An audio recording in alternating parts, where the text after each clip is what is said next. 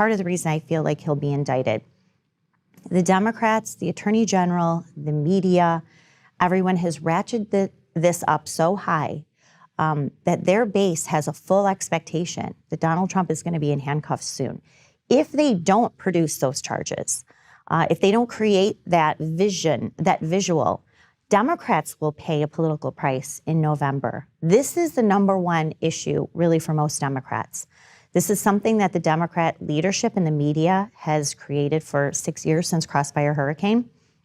If they don't have charges by November, by the election, there'll be uproar by the Democratic base, and they will pay at the polls. And so I think that that's why we probably will see an indictment, at least one, before the November election. Will they take into consideration the backlash politically from half of the country? I mean, the same sort of backlash that I don't think the Department of Justice was fully expecting from Republicans after the FBI raided Mar-a-Lago. Will they take that into consideration when deciding whether to indict before or after the election? Because it could increase the red wave.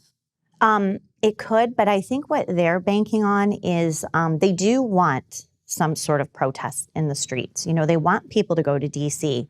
and have some sort of protest or some kind of demonstration in support of Donald Trump, so the Democrats could say, see, look, they don't even care if he's a criminal.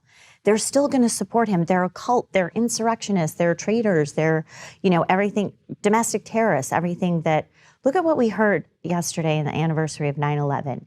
If anyone doubts, and the title of my book is How Democrats Use the Capitol Protest to Launch a War on Terror Against the Political Right. If anyone doubts that that is not what Democrats are weaponizing 4 hours in Capitol Hill, now more than 20 months ago, to justify this war on terror, all you have to do is listen to what Joe Biden said, listen to what Kamala Harris said, listen to what leading Democratic lawmakers said, comparing 9/11 to January 6th, in some cases saying we face a bigger threat now from domestic violent extremists than we did after 9/11. This is absurd rhetoric.